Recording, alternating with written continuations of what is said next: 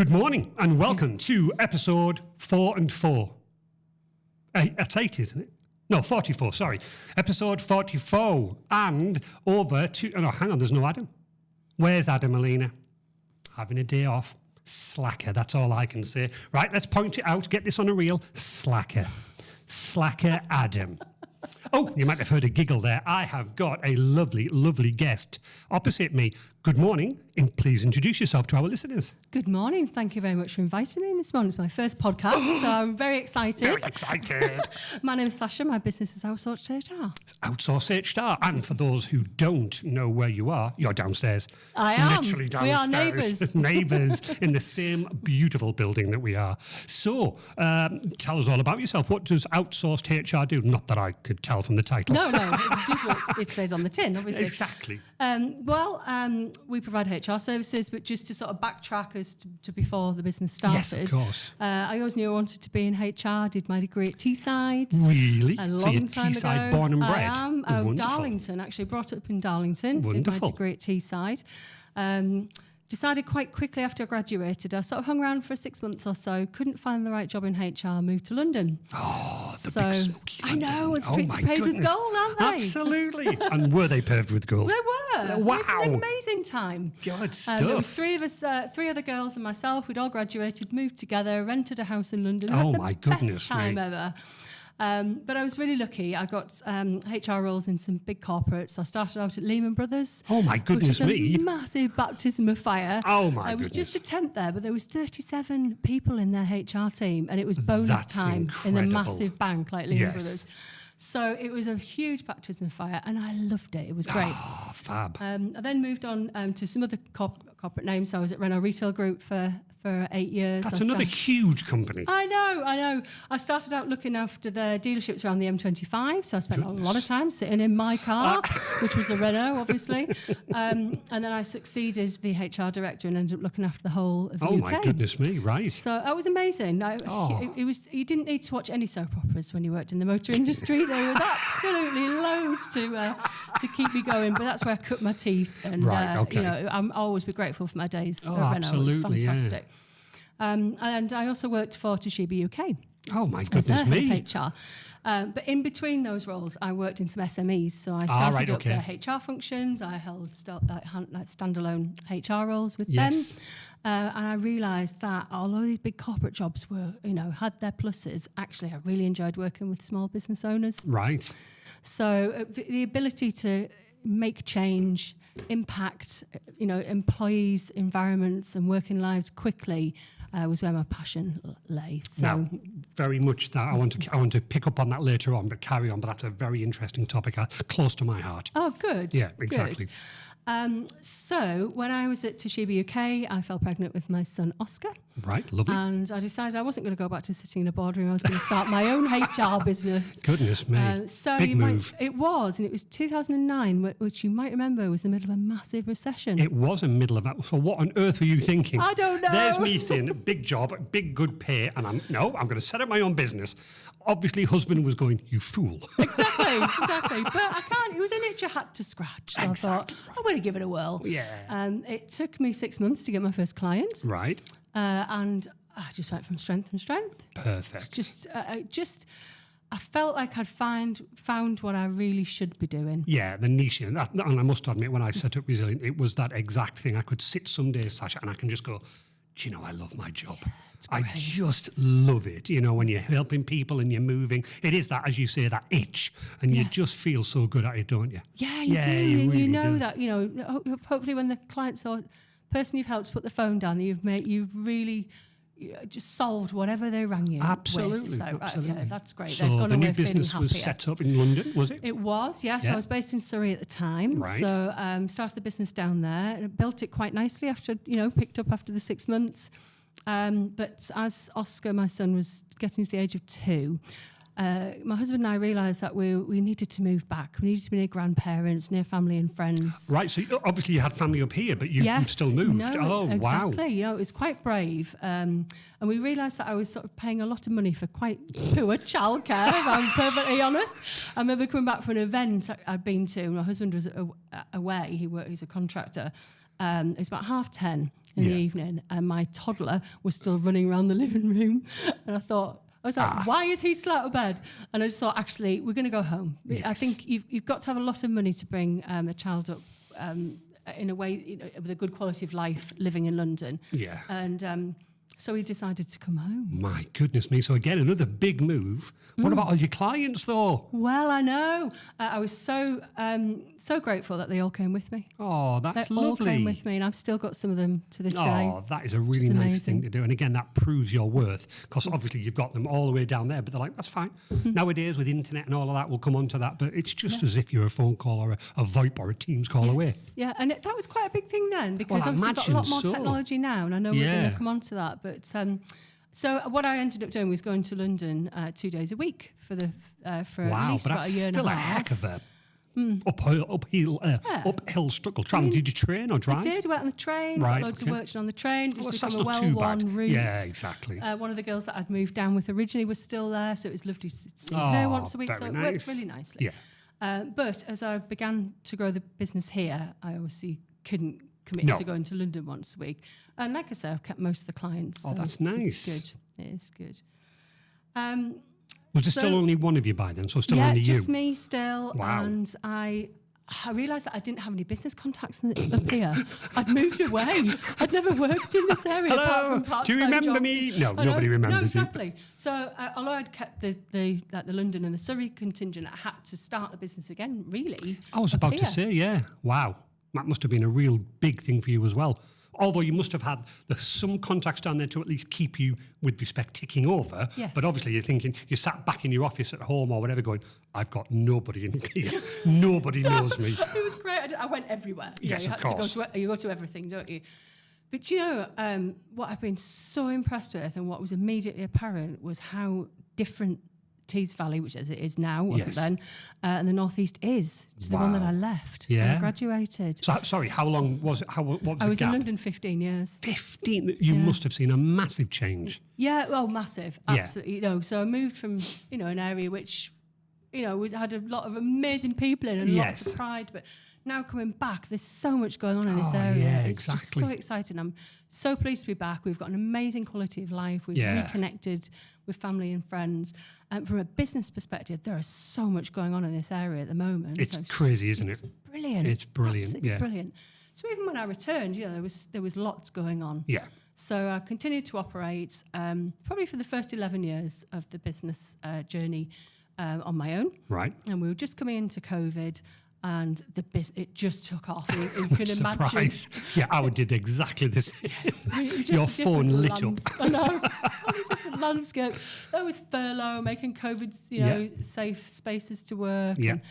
And, I realised quite quickly that I was turning work away weekly and thinking, well, I either scratch another itch and I start to build a team, Yeah. or I keep turning work away, which is counterintuitive when It you've is spent really 11 when years. you're wanting to do that, isn't it? Yeah. So you made another big decision. I did. Wow. I did. So I took Colette on. Yes. Very lucky to be introduced to Colette. Colette's got an amazing HR background, but she's hospitality as well. So Right. anybody local to here might know the county at Newton Aycliffe. Yes. Colette and Stuart had that for 10 years, ran it very Wow. successfully. So she understands employing people. Yes. We have some hospitality clients who think she's great. She gets rotas, she gets people not turning up, she gets the chef in Yes. front of house, and our hospitality clients love her for Yeah, that I can imagine experience. She's been around the block like I have a little, for a while. She's had her own business. So Colette's been with us 2.5 years, and she's fabulous. fantastic. Yeah. Becky joined us last summer, so we She grew did. again. Yeah. And Becky's 26 years in Marks and Spencer's. She is coalface HR. Yeah. So if we have some employee relations issues, I know I can send Becky in. Becky, go And over there, she's please, and sort just that out. Amazing. Yeah. And she also has a counselling qualification as well, and that's fantastic. So when she is dealing with a sticky employee issue, she's amazing at that. She's Good. very good at that emotional intelligence and. Yeah.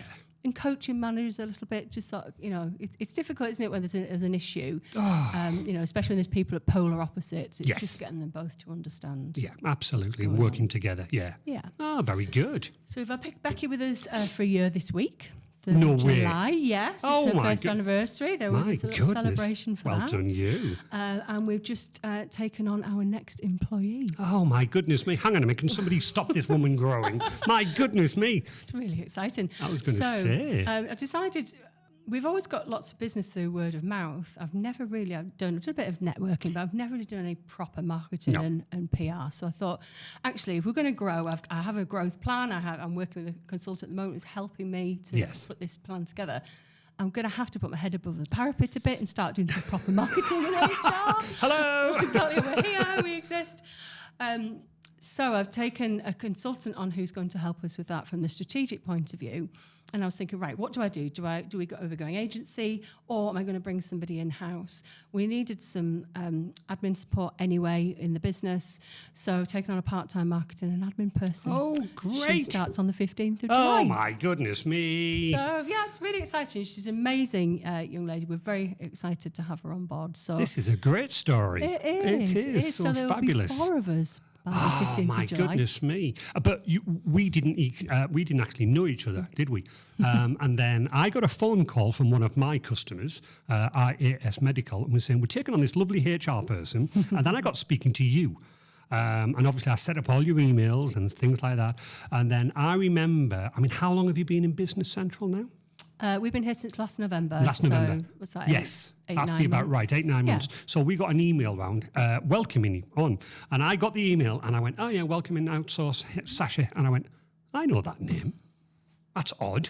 Looked up all my records and I went, it's the same lady.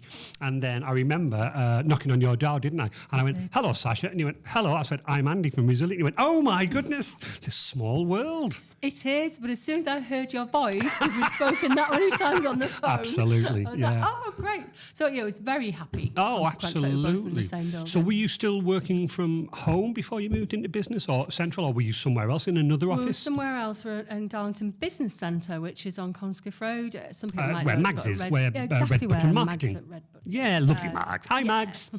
She's great, isn't she? She's great. We She's love great. Mags. We love Mags. But we were growing again. We needed a slightly larger office. Right. And we've ended up here, and it's just incredible workspace, isn't it? It is, isn't it? The team here do a fantastic job with all the amenities. It's just so welcoming. Obviously we're coming in the morning and I'm like, hi, Sasha. Hi, Tony. Hi. It's just great. It really is nice. It is. They can't do enough for you. Yeah. It's always immaculate. Because we're so lucky that we're near reception and near the atrium. I know, yeah. We see the world going by. Can imagine. It's great. It's great. So, yeah, very happy to be here. Oh, fabulous news. We've got, obviously, this new employee starting on the 15th, and we're just bursting out of that office. Well, I'm about to say, I know the size of your office. You must be well packed. We are. So next Monday's job is putting another desk together and working out where we're all going to sit. Oh God, that's going to be fun. But are you all in the office at the same time? Are you generally out? Is Becky out? What's that dynamic going to be like? So we all meet here on a Monday. Right. We have a huddle as a team. So Good. So we talk about what's happened in the last week with the clients that we've been looking after. And that allows us, if the client rings and they can't get hold of whoever they've been dealing with initially, the rest of us know what's happening. Good. Yeah, absolutely. We have amazing systems, so we can go into that client's file. We know exactly what letters, scripts, Perfect. documents have been created by us for Yes. the client. So we try and give that seamless service. So the huddle's great for that. So we all meet here on a Monday. Yeah. And then we tend to be out on site, in Gosh, and out right. during the week. So Becky's in the office today. I'll be going down there a bit later. Yeah. But for the rest, in the middle of the week, we've all been out on site seeing clients. So do you still find that whole face-to-face thing, Sasha, works? It has to work? Is that what it... Because obviously I know you spend, or it was either yourself or Becky spent some time, like once or twice a month in IS. Yes. So is that what you do? You turn up and go, I am here today to show your face and be that person that people want to speak to? Yeah, it depends what the client wants. We're really Of flexible. course, right, really okay. flexible. So some clients like IAS and some of our other clients want an on-site HR presence. So that's sometimes once a week, that's sometimes once a fortnight. Right, okay. Depends what the client wants. Yeah. Some clients just want to know that we're there, and they'll go with a retained basis to take a number of hours per month. Yeah. And use them for whatever they need. Yes. And then we have other clients on sort of pay as you go, and we'll go to their site if needed. If there's a particular issue that they think, can you just come? Because we provide scripts for our clients, right? Especially for tricky conversations or something that's related to a policy and procedure like a grievance. Yeah. But the clients sometimes just like us to be there.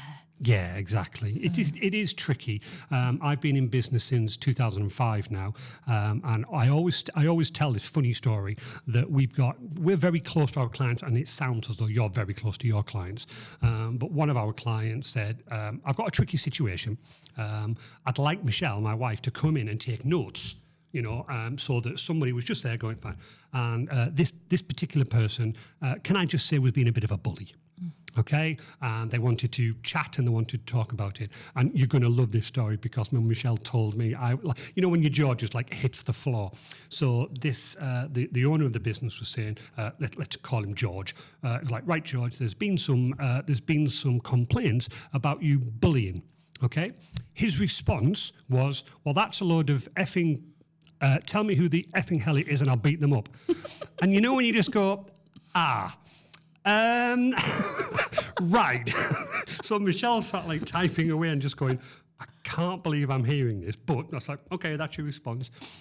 And then the owner went on to say, you've also been requested multiple times to wear your PE equipment because they were actually working in a fairly robust environment, shall we say. So obviously all the hard hats, all that. And George turned around and went, it says personal equipment, PE. I decide when to wear it or not. And again, my wife's going, right, okay then. Shall I just say that shortly afterwards, George no longer works for that company. But I wanted to ask you, that to me was sounding ridiculous. That was just like, wow, that person has obviously got himself on such a position that he thinks nobody can tell me how, why, or what. But obviously he didn't last very long, without giving anything away. Do you still get stories, or do you still get people like that? Of course. Wow. You're dealing with people, of course yes. you do. Of course you do. All the time. And that's why our clients love working with us, because I don't know what to do with this person. I'm too emotionally involved. Yes. I'm going to respond in a way that wouldn't be helpful. Come in and take the emotion out of that. Yeah. So, like I say, some clients like us to sit next to them. We'll provide them with the script. So, because even the most confident of managers say, I'm fine, I know what I'm doing, don't worry about it. And then you get into the meeting when they're sitting, eyeball to eyeball with the employee, sometimes they just either lose their confidence, the employee might be trying to take control of the meeting. So we'll be there to just pull it back. Nice. Give the client the support that they need. Yeah. We'll adjourn if we need to. If we see the wheels coming off in any way. Yes. And it's having if you've not got that experience, would you have the confidence to adjourn a meeting when it starts to get heated, or are you going to wade in and respond? I think, as you said there, Sasha, sometimes, unfortunately, in any situation, it's just your passion gets involved. You know what I mean? And you tend to sometimes say things or do something, and you're like, pull that back. Yes. And you can't because you're in the HR and it's like, oh, no, sorry. Oh. So you're right. Having you there must be a great hook for those people just to lean on you and go, help me here. Or, obviously, as I say, just guide them. Because, as you say, you're working with people. Who knows what's going to happen with people? They could be having a good day. They could be having a very, very bad day. And they will say something. And, obviously, that's why you're there and let loose. Yeah, and it works both ways. So, if we think the employer and the client isn't behaving in a way that is in the best interest for themselves and for the employee as well, and of course we'll provide that guidance to say, look, we're not going to go down that route because this is the outcome that you're likely to achieve. Why don't we do this route instead and just take a step back? Yeah. Our aim is that I'm really proud to say that we've never lost an employment tribunal in the 14 years that we've been is very, operating, very which good. Is big. But our aim is that an employee, if they become aggrieved by whatever experience they've had, if they decide that they're going to ring ACAS or they're going to go and see a solicitor, they'll take the paperwork, because there will be a good, robust paper trail. Yeah. To that conversation, and whoever they get advice from will say, don't bother putting a claim in, you're not going to win. Yeah. And that's our aim. We get very few tribunals. If we get one a year, it's a miracle. And not a great one. But but like I say, we've never lost one. So That's even those really people who good. feel they are going to have a go anyway, we've never lost one yet. But don't you feel as though, and in terms of today's society, and I do not want to get on my high horse, but I often find, if you look back over the last couple of years, I've read a number of stories where, again, let me just say, a burglar has entered a property, stealing. The homeowner has protected himself, and maybe a scuffle has, taken place. And let's say that the burglar has fallen, done something, maybe broken a limb or something like that, but then the burglar's suing that person. I'm like, what world do we live in where it's like, well, if you hadn't been robbing the house, you would have never have got. So I get that, but as you keep saying, and my point is, it's all people, isn't it? Yes. We all just work together, and sometimes it just doesn't work, which is where you come in and help. Absolutely. And the working landscape's changed so much over the years. It Oh really gosh, has. you must have really seen it. Oh, without a doubt. And people's needs have changed. Yeah. We've now got a generation coming through who've been through COVID, Yeah. and had that, just very different experiences to the experiences we had. Yes. Even as, in my childhood, the playing out, Yeah. that freedom, that comfort, it's that all of that. The workspace is very different now. It is. Needs are very different. The way we work is very different. Yeah. I know we're going to talk about technology today, but Yeah. there are pluses and minuses to the way that the workplace has changed. Yeah. So we've got to pivot as well, and it's helping our clients pivot so they can keep their staff engaged. So it really must be, and I mean this respectfully, quite difficult for you because you're seeing all this change, you're seeing how it affects you and your business, but then multiply that by all of your customers. And, the story that I can tell literally last week, I had a friend of mine, he's working for this company, loves the company to bits, but feels ever so slightly pressured that his boss is emailing him at 9, 10 o'clock at night. And he feels pressured to respond, and I'm going, you don't have to.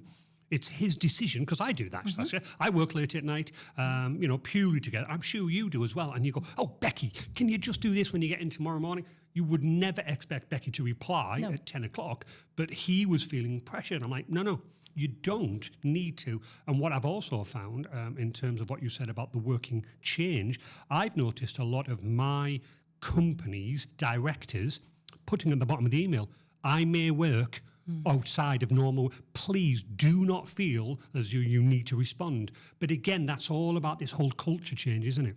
It is, and there's legislation for that in Europe, and I think it will come in here as well. Wow, right. I can't remember what the name of it is, but it's about that sort of right to a work-life balance. Yes. You can opt out of it, so we're going to have to be very careful about that. Yeah. Like the Working Time Directive, you can opt out of the 48-hour rule. I think there will be an opt-out, but that legislation is coming. Wow.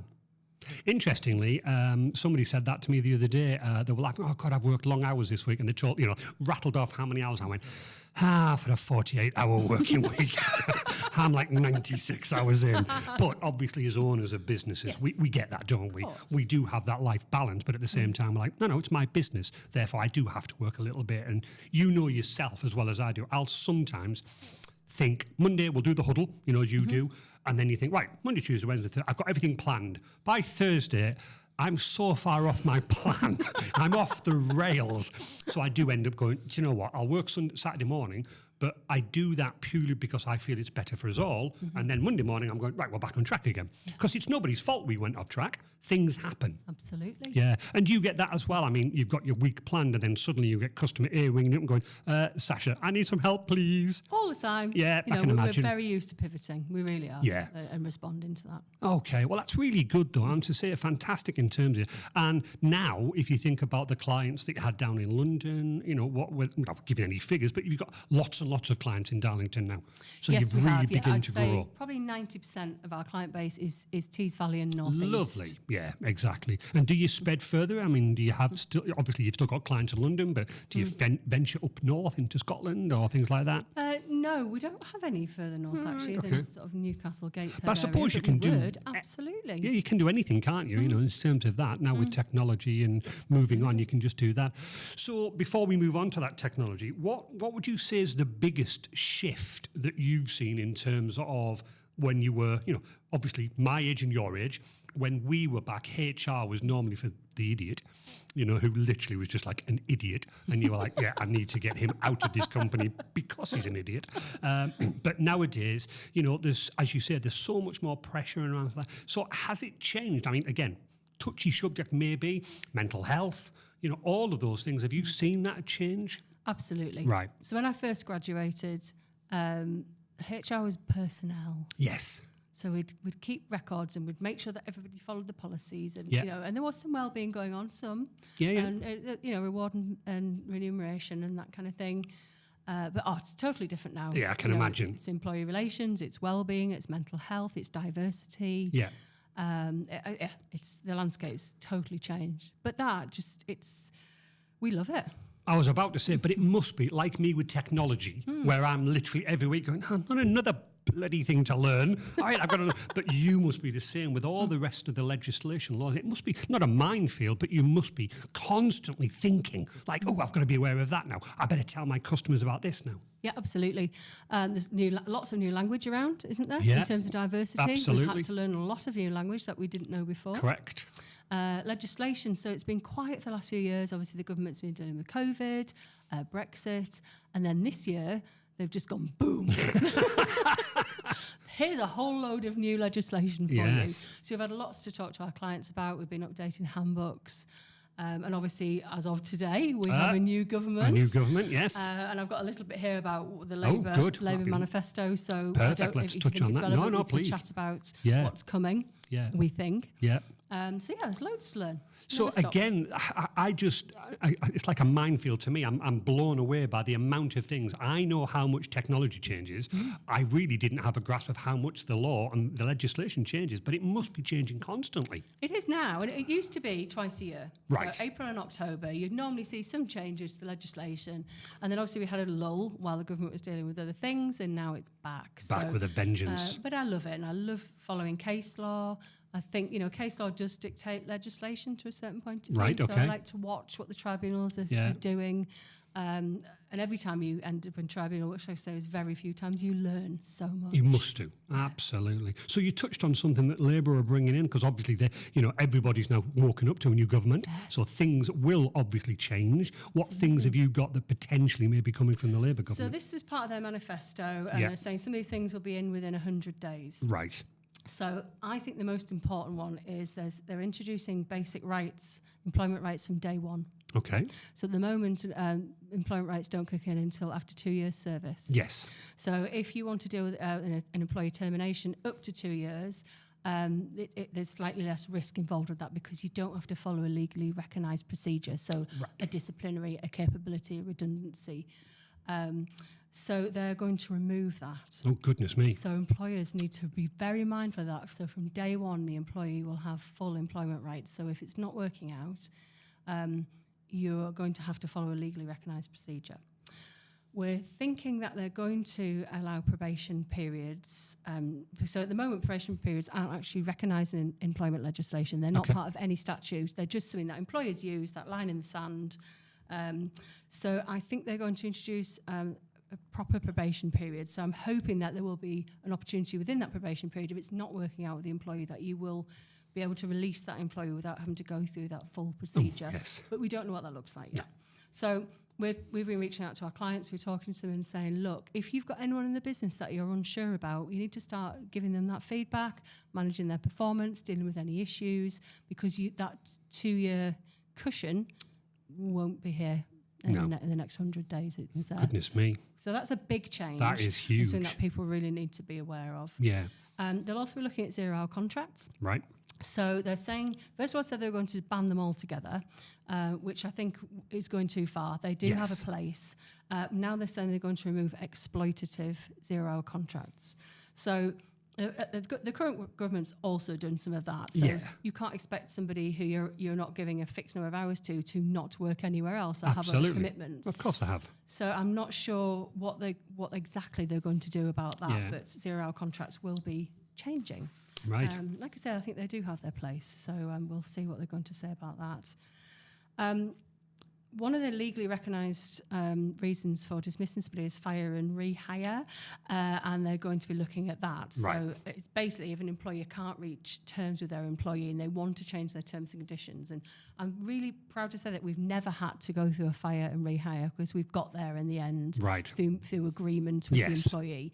But the absolute last resort is to dismiss that employee and employ them the next day Yeah. on the new terms. Right. Okay. But the risk there is a constructive dismissal claim. Of course. Yep. So they're going to have a look at that legislation. Wow. So I'm not sure what they're going to do. No, there, no, no. but, Interesting. We're going to have a look at that.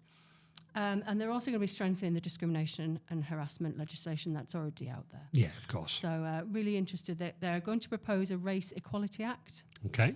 which is going to be interesting. Right to equal pay for ethnic minorities and to strengthen protections against dual discrimination. So, so they're the big hitters. There were some other areas there as well. Yeah. I'm not sure they're going to do a national minimum wage. I think it will be increased. And I think there was some talk about removing all the different age categories for it. Right. It's quite complicated at the moment.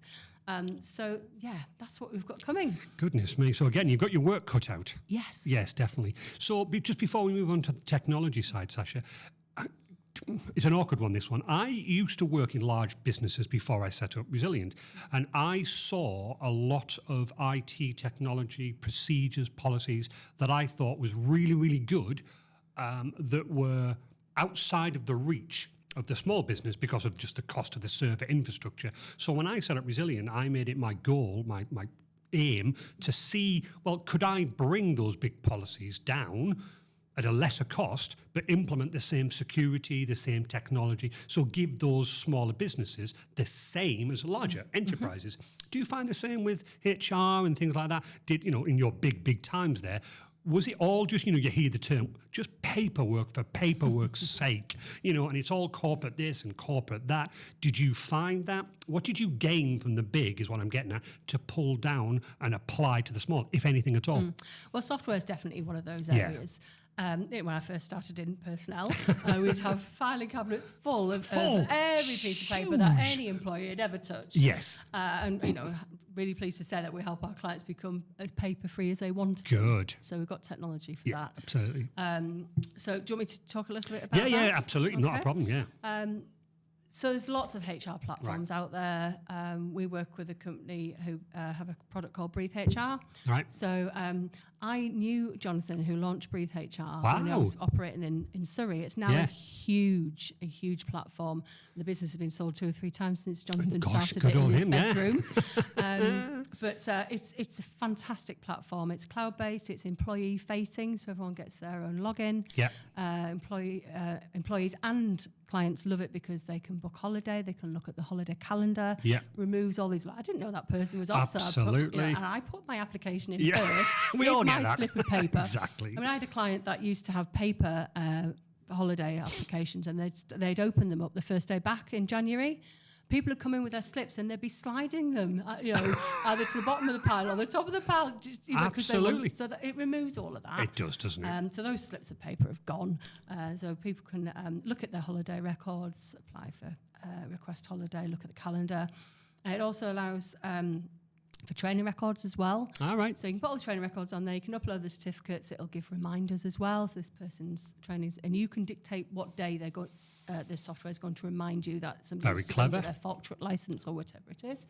It's also great for reports. So say HSE come on site. Yes. Or somebody just wants a copy of their training record. You can download that in a second and you can provide it to whoever wants it, which is great. You can put documents on there and there's an audit trail for sign-off. So say if you put a handbook on there or a new policy, you can tell the software which audience that document is for. So it might just be for line managers, and sometimes you have suites of documents on there that line managers can tap into, their templates and things. Sometimes for everybody, you can see who's logged in. You can see they have to click to say that they've read, understood, will abide by it, and all the rest of it. And you can see those who haven't, and then you can give them a little nudge. You haven't read it. Come on. It's still here. It's not going away. You can also track performance and put sickness on there as well. Oh, clever. So there's lots going on. It's so the platform we use is really cost effective. It starts at £25 a month for up to 10 employees. So Which is nothing if you think about it, is and it? you think about the paper that it Yes. removes, the ambiguity that it removes. Yeah. There's obviously areas on that on there that are private for the line managers and for HR. Yeah. There's also areas that the employee can see. They're not looking for their contract. They're not looking, for their holiday records. Yeah. It's all there. So it's perfect, really. And even if I think about it from my point of view, Resilient is a family-run business, as you know, we've spoken previously. So it's myself, my wife, my son, my best man. But even between us, we found, and we, personally, we use Bright HR as an app. But having those things in place, even though we are literally close family, it's important, isn't it? You have to have those because you keep saying, and I keep saying, it's people. You never know. One of the stories that I've got, unfortunately, again, I don't know whether you see this a lot, but I'm finding nowadays that I am not forcing Sasha, but I am very highly recommending that, I've just got George working for me. I've known him for years. He's fine. And it's like, yeah, not a problem at all. Can he have his emails on his personal phone? I would recommend against it. It's your call, but I would recommend against it. The reason being that if, for whatever reason, George goes away, leaves, I cannot control the emails on his phone. He's got them. Historical. That's it. I would probably say 99% of my customers are going, it's fine, Andy. And then George has gone rogue. George has stolen all of my data. George has stolen and it's really awkward for me because it's not that I want to sit there and go, but I did tell you. I did. It is, again, I just find it awful that these people have, best friends. I've known him for 30 years. But sadly, as you say, when money and friendship, it just goes by the by, doesn't it? You're absolutely right. And clients will say to us, well, I've given the contract out, that's enough, isn't it? And I'm like, absolutely not. No. We need the signed contract back. Yes. Because it'll sit in a drawer while everyone's getting on, but when people stop getting on, you're going to need that contract. You are. In my word, it had better be written in a way that it's going to support the situation. And also there's 2 clauses in an employment contract that aren't enforceable unless there's a signature on it. So the first one is restricted covenants. Yep. And the second one, which is the one that is the most important one for our clients, is the ability to deduct from the employee's wages. Right. So if you don't have a signature, you cannot take money from that employee's wages. So someone leaves the company, they owe you money. They've taken too much holiday. Yep. They've just been through a big training course and they've resigned. Yep. We also have a training policy and recoupment of costs in our contract. Yeah. But unless you've got that signature, you cannot deduct money from that person's Goodness salary. me. And that is the one that's, we sometimes trips our clients up because they've not got this signed contract back. No, a very interesting one. I've got another customer, and again, I'm not going to work out. But what I'm going to try and get at is that this customer has given a lot of training, if you like, taken an apprentice through their apprenticeship, lots and lots of training, lots and lots of money spent, and then that apprentice has gone, thank you, bye-bye. And they've just gone, wow. You've just gone. Is there 2 questions? Is there anything to protect against that? I mean, this company is now saying, okay, I'm going to write it into the contract that if I put you through your apprentice, you must stay with me for at least a year.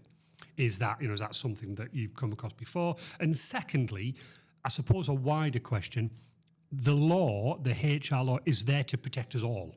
But are you finding that, like anything, some people leaning like, well, that's too much in the company favour, that's too much in the employee favour? How do you as a company balance that? Okay, we'll come back to that then. Right. So recoupment of training costs for apprentices is tricky. Yeah. Because they're on a relatively low wage. Yes. They're probably not going to have the money to pay you back anyway. No.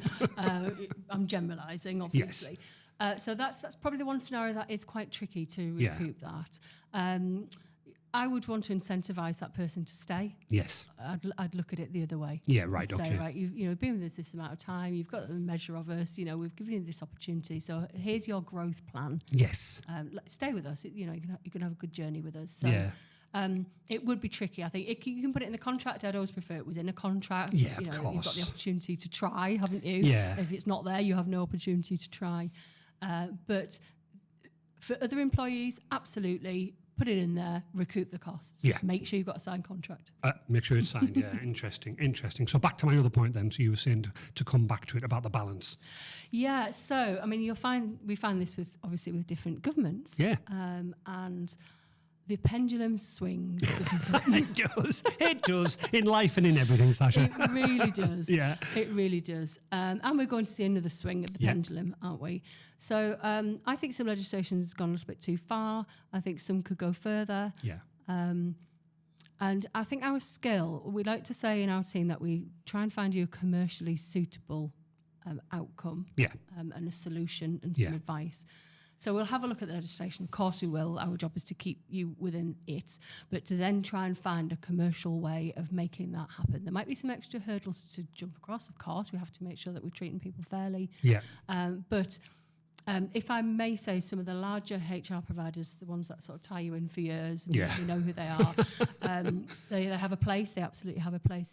But if you ring their call centre or their helpline, you're more likely to get someone who's going to read through an employment law manual and give you the absolute, this you cannot or you can't do this. Yeah. Whereas we will try and find a solution.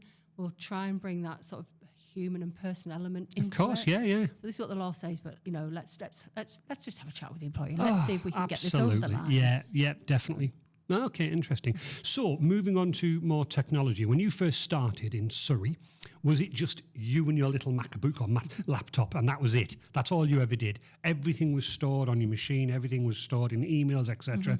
But I want to talk about the shift in technology that you've seen, not only yourself, so obviously in London, running around like you did, and then moving back up to the Northeast, but then when you took on Colette and Becky, and how has technology shaped? Because obviously now you're suddenly going, I need to expand, but now I need to share data.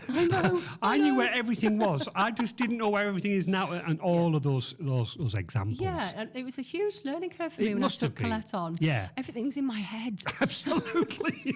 I mean, poor Colette. Oh, she my spent the first goodness year me. trying to get it out of my head. Looking inside your brain going, nope, don't want to go. I know. And look, we've now got systems in place that when we onboard new people to the team, it'll be much smoother. Of than course. the pain barrier that poor Colette had to go through. Bless her. So yes, of course, we have a network. All our client folders are on there. It's all backed up. Yeah.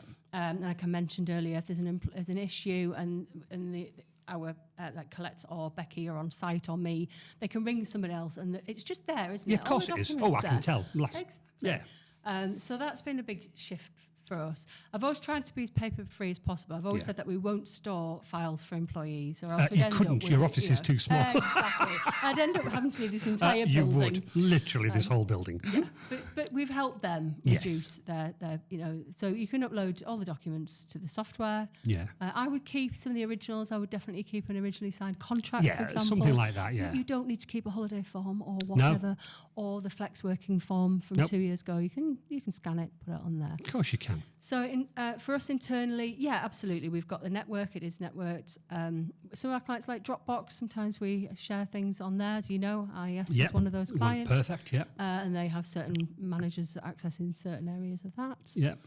And, we all have phones. We all have laptops now. Of we course, are connected everywhere we go. Yeah. So I've seen a massive shift, especially now there's the three of us and soon to become the four of us. Absolutely.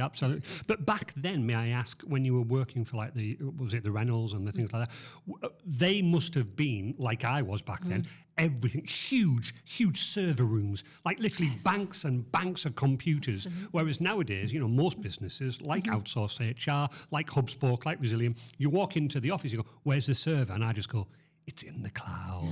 It's all up there. But that's a huge help to anybody, isn't it? Because it just means you can work from home and Absolutely. just like you I'm can there. Work from anywhere.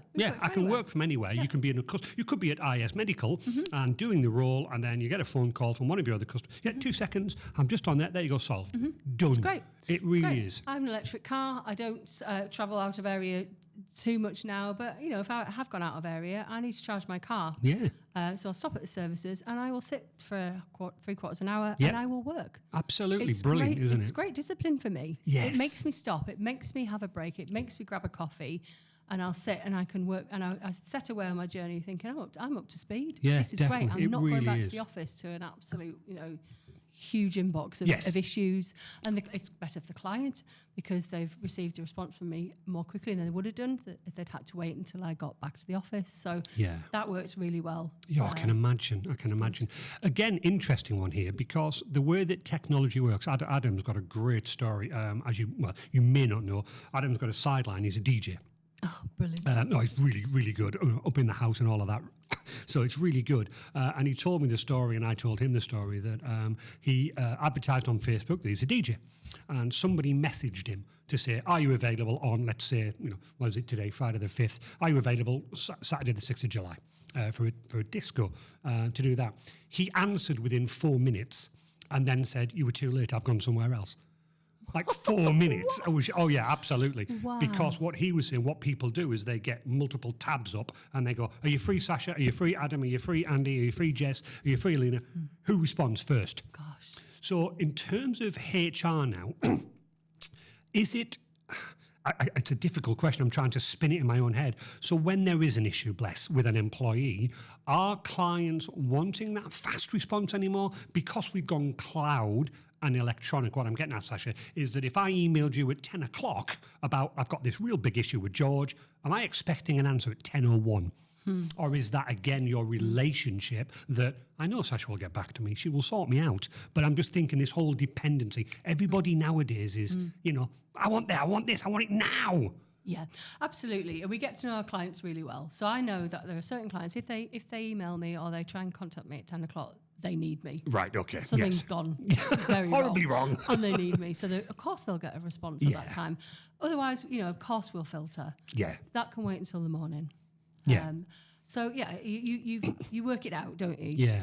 You work it out. Work it out. Yeah. Okay. Well, other things that are interesting for me, and this is purely because I've been asked by my customers nowadays, is that because we are all more desk-based, majority of the time, I'm now getting my customers saying, right, Andy, I filled in, I'm going to get it wrong, Sasha, but it's a work placement assessment form, something like this.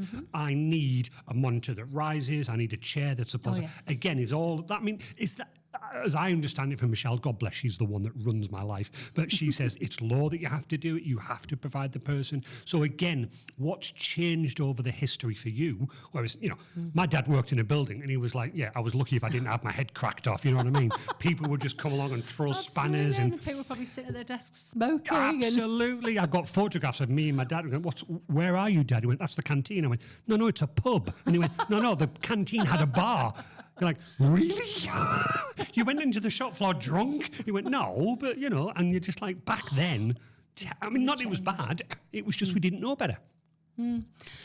Right, so what's the question? The question was in terms of the whole shift in terms of HR. We were talking about the speed, but obviously it's like how things have changed. So, yes, there was a bar. Yes, there was like HR.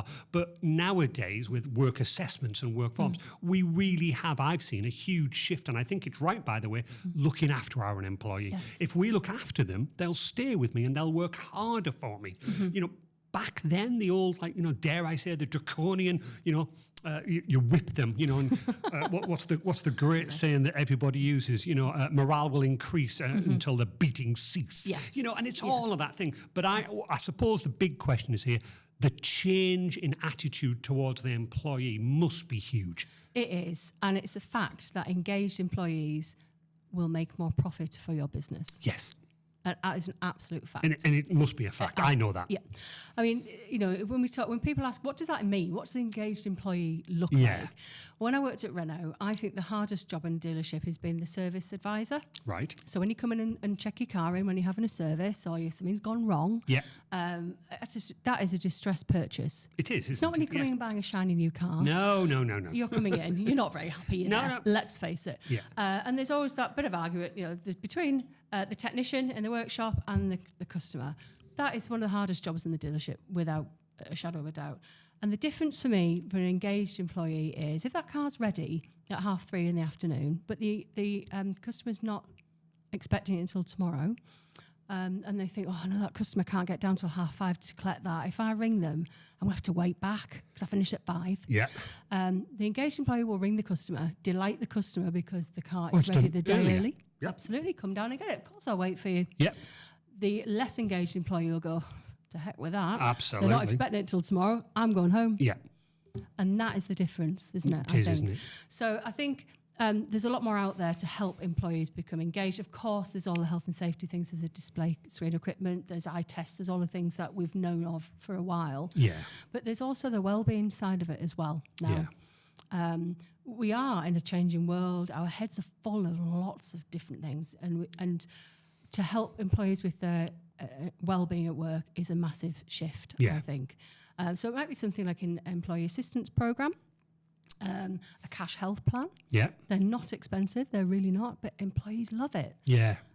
So there are some companies that combine those together. So something like a cash health plan would be, it's very low cost, but employee goes to the dentist, they can claim up to 100 and whatever pounds a year, go to a chiropractor, they can jump the queue for scans. Yeah.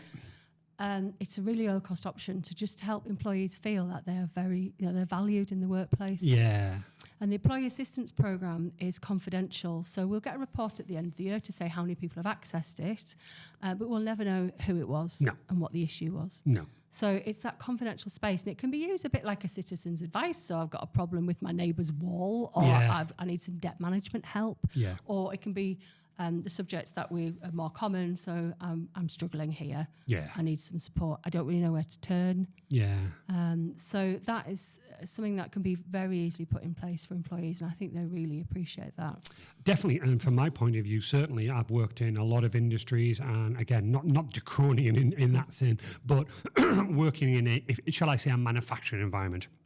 In a manufacturing environment, you would literally have the shift worker who would sit on the clocking machine going, at 4:56, I'm waiting, and you'd have the manager going, you can work for another 4 minutes, and there's like, nope. And that to me was awful because people were literally, they didn't care about their job. They just went, listen, I turn up at 9, I leave at 4:30. I don't care what happens outside of that. And there are times and places for all of that. But times have changed. And certainly if I look at my own business, I can get Dan, I can get Eddie, I'll just say, I think it was Eddie's daughters. Go to a play or something, and he's like, Andy, would you mind? I'll put some holiday. I'm like, Eddie, don't even worry about it. Just go, because I find that makes him more appreciative of what we're doing. He will definitely 100% work harder for me. And he's like, I worked back a couple of hours, Andy, because I know you. And I went, you didn't have to. And he went, no, I felt as though. And it's almost funny, Sasha, because we're almost having an argument by going, you shouldn't have worked harder. Yes, I should have worked harder. But that's great. Instead of me going, well, hang on a minute, I docked you half an hour for going to see your kids play. What's he going to do? Instantly go, well, fine, to hell with you then. I'm only going to work what I need to work. Absolutely. That's the service advisor that's going to not ring the customer until the next morning. Correct, hopefully. So again, your whole ethos, if you like, your whole thing, because let's face it, HR's a tricky, dodgy, bless Michelle tells me some things and I'm like, I'm not listening. I don't want to know. And we laugh and we joke. But I'd like to say that majority of the companies, they don't really need your services. They do in terms of the law, the legislation, things like that. But I'm hoping, like I generally have some customers that, bless, I never hear from them. But that's because things are ticking over. They want a new user. I do the laptop. I set off. I got there. But they're just lovely to have. And, I meet them and they're like, everything all right? Yeah, fine, Andy. Business is booming. Great, bye. See you later. Again, that whole thing. But it must be great for you to have those customers that are just running and working, but also you must have customers that you're like, wow, this is not tricky, Sasha. What I'm trying to get at is I'm picking up a point. You're changing the management style to say, look, I face it. My dad is like, where he worked, he said, I had a line manager who must have gone through 5, whatever this gentleman's role was. And he went, it wasn't the guy's fault and it wasn't the second guy, it was him. Yeah. He was the one that was causing everybody to leave, but the management, because they loved him, because he was hard, they just supported him. But my dad was going, you're wasting good people here. Do you see that type of thing? Absolutely. And we get to know clients quite quickly. So we do have potential clients that I'll ring up and say, can you just send me all your fees, please? Just let me know how much it's going to be. And I won't do that. No. So as a minimum, I would like a Teams call with the client, but I really like to go out to site. Yeah. I like to get a feel for how they're running their business. And you get a feel for that quite quickly as you walk around what facilities have people got, how engaged are people looking in the office or the manufacturing site or whatever. A couple of people it is. crying in the corner, you're like, oh, I need to change this. Absolutely, yeah, all of that. Yeah. So yes, we get to know our clients quite quickly and understand how they want to manage their business.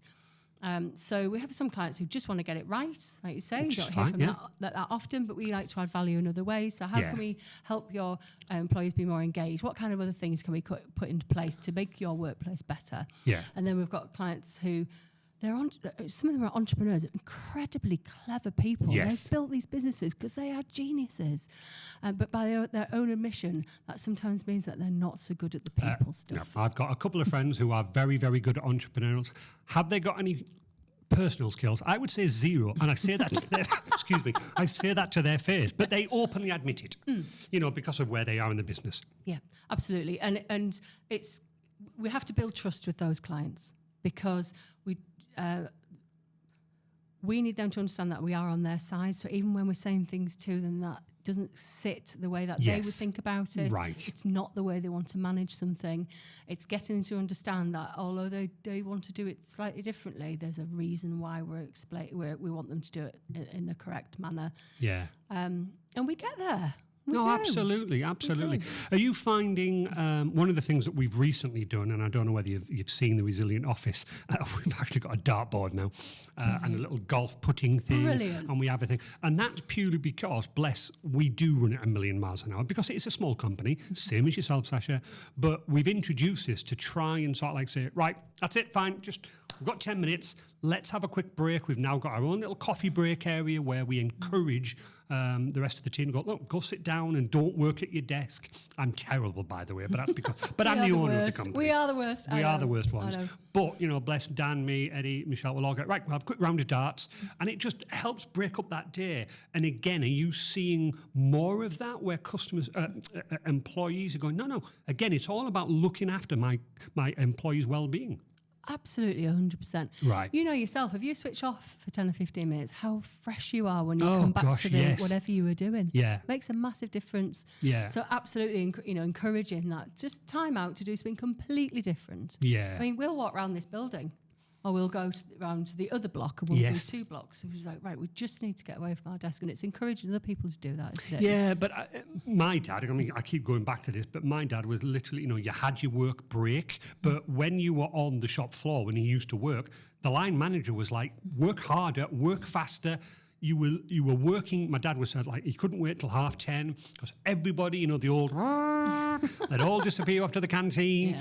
They'd all do the thing, and then grudgingly come back to work. The line manager would be sat there with his whip, And my dad was saying, he said it's a massive change nowadays because he sees how I work, obviously late hours and things like that. But very proud of what I built. But he was like, back then, you turned up, you did your job, you had your break, you book it off for me, used other language, but you know what I mean? But back then, I suppose you would just expect it. It was just expected of you. It was the way that you worked back then. Yeah, it was. And how miserable is that? Well, he wasn't miserable. He said he never enjoyed a day of work in his life, bless him. And that's awful. He did it because he said, I had to do it to support you and my wife and the family, but I never really enjoyed my job. And I'm like, that's awful. I love my job. Absolutely. Hard hours, but I absolutely love it. And they say, if you enjoy what you do, you never work a day in your life. But that's a really good point, Sasha. And I think if you in your role, if you can get your directors, the entrepreneurs, if you can get that passion into them and to pass it down to the lower employees, how much more productive are they? We found that. We found that Dan, Eddie and the rest of the team, they are 10 times more productive if they're happy. Everybody is. Absolutely. Of course you are. You know yourself. If you're engaged in what you're doing, you're enjoying it, you're going to get so much more done. Yeah. And for your employees to feel rewarded, and that's not financial reward. No. People will soon spend what they earn. Definitely. They live within their means very quickly. Pay rises are very soon swallowed up. No, definitely. It's the other reward. You are a cog in this in this machine. This is where you add value. Yeah. This is why if you're not here, it falls over. Yeah. And that's what people want, isn't it? They want to feel like they're recognised for the contribution that they're making. Exactly. Just before we wind up, one of the other things is you obviously said that you moved just as COVID hit. that was a great plan for you and things like that. But during COVID, we obviously all got introduced to home working. I think a lot of companies have embraced that. I think a lot of companies are now going, no, I'm sorry, we need to get back into the office. Yeah. But, just what's your stance? Not from a company point of view. I feel as though I've got my lads and they work from home. Michelle works from home. I've got no issue with it whatsoever. Eddie, God bless him, I love him to bits, but sometimes he's like, I've done this and I've done this. I'm like, Eddie, as long as I've got my customers are happy, I know you're doing a good job, bless you. Yeah. But, again, so what's your personal take on home working, and how would you advise customers to embrace it if possible? I think some roles it's suitable for, some roles not. Yes. What I think companies are realising now is what they're missing out on is this engagement. Yeah. And I know some employees really benefit from that, the hybrid working or the flexibility, and I understand that, and they'll get engagement by allowing that. But it's those water cooler chats. And it must be so hard for any employee that was onboarded during COVID and didn't have that opportunity to be in the office with their colleagues. Yes. I'm not sure how, because engagement is all about, like I say, being part of something, isn't it? Being that cog in it. And how do you know what those other cogs are if you're not, in amongst it? So I think there's a place for both. But personally, I love our time on a Monday in the office when we're all together. Yes, of course, we talk during the week. We're constantly in touch. But coming together on a Monday just brings our team back together. So I think there's a place for both. Yeah. But I think if companies are offering permanent remote working, then they do need to bring people together every now and again. Yeah, because I suppose it's like anything. Working from home is fine. Even a Zoom or a Teams call, you're not really interacting. You're there chatting, but Eddie, who works, he does work from home a lot for his own style, and it works for us. But Thursday, he comes into the office, and we're all in on a Thursday because that's what we've planned, and we absolutely get on brilliantly. Yeah. It's a laugh a minute, and it's a wonder we get any work done at all. But he says the interaction is just, I crave it for a Thursday. He said, come Friday, I don't need it anymore. I'm happy to get rid of his all. But he said, come the following Thursday, it's fabulous again. Absolutely. People really benefit from that. Oh, no, don't they? I get it. And during COVID, I've got some of my friends who are working from COVID who are now not permanently working from home. But what they've said is that, and I know some of their bosses, if you know what I mean, they were like, I will never let anybody work from home.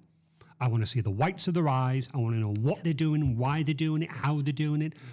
COVID forced the issue. Yes. And I would probably say a large percentage of my friends, directors have gone, I never would have thought I would like it. He said, but I'm finding that I'm getting more work out of these people. And I've spoken to some of those people, Sasha, and one particular lady, good friend of mine, she's going, do you know what? It's brilliant. I can get the kids to school. He knows I don't really start. I'm supposed to start at 9, but it's normally about 9:25 before I get to the desk because of the kids. He said, but she says, I literally crack on with all of my work. I then can take the dog out for a quick walk. I then get all the washing and all the rest of the stuff done. And I tend to normally work back until about 6 o'clock because I have missed that half hour. She said, but the lifestyle I now have, I feel so much more relaxed. Yes. I feel so much less pressured. And on the opposite flip, my boss is going, I never would have thought I'd enjoyed it. I would want to see that person in the office. Now, I can't get enough of her working from home. It's brilliant. Yeah. It's absolutely brilliant. And you've got an engaged employee there, yes, who might do the extra if because they've not had to commute, so they've changed their lifestyle, their balance because they're not commuting, they're not putting petrol in their car. Yeah. They really value that. They might do that little bit extra because they're not driving home. Yes. So there's absolutely there's benefits, isn't there? Yeah, it's really good, really good. Well, you're never going to guess, but that's an hour gone. Well, that went in a flash. So what did you think of your first podcast? It was great. I really enjoyed it. No, well, thank you. It's been fascinating to listen to you. And what a story from moving away from the Northeast to going down to London to then coming back, experiencing the change. And certainly from our point of view, we work in a wonderful office. Obviously, the station over the road. We've seen the government move into the Northeast in Darlington. Darlington is just like growing and growing and growing. I don't think, obviously I'm very, very biased, but at the moment I think Darlington is the most vibrant town in the Northeast. It's just, honestly, I'm just sensing so much buzz. Are you feeling the same? 100%. Right. Absolutely. It's really good. Well, listen, Sasha, that has been fantastic. What a wonderful insight into you, your company.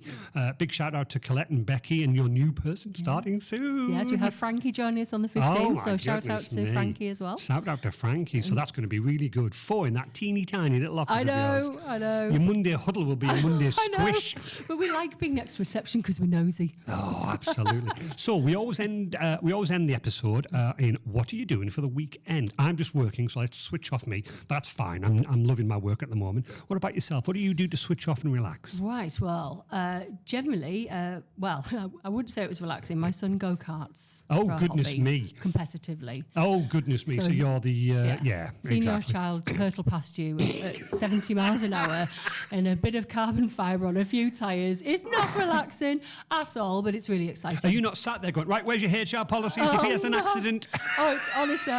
you need to be resilient watching a child. No, I'm resilient. You are resilient. Right, you okay. are. But no, I get so it. that's some weekends we do that. Oh, my goodness And that takes us all around the country, So which is great. that you and your husband and your son, Oscar? Yeah, the three of us. We like being a karting family, so that's Oh, good. goodness me. So where's the furthest you've been to competing? Wales. Oh, goodness me. So, That's not a small trek. Yeah, a little track called Glannygores. Oh, it's my one of my goodness. son's favourites. It's the most picturesque track I've ever seen. It's Oh. just beautiful. But it takes some getting to, so we go there. But his home track is Teesside. So he's part of the academy at Teesside, which is Lovely. Amazing. He's had so So much is he support. may I ask how old's Oscar? He's 14. 14. So is he competing like competitively? Oh, yeah. He competes in junior Rotax, which is the karting category, which Lewis Hamilton and most of the F1 drivers started in. So he has huge ambitions. I'm going to stay close to you because if I can get some Formula One tickets when he's older. Well, yes, we need to win the lottery before we can go that far. Goodness me. But I know. But yeah, he absolutely loves it, and it's been great for him. It's after COVID, get him out of his bedroom, off his Xbox.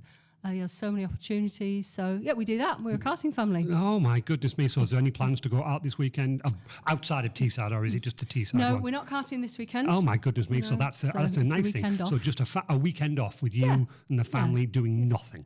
Well, I'm actually going down to London to visit one of the hang girls on.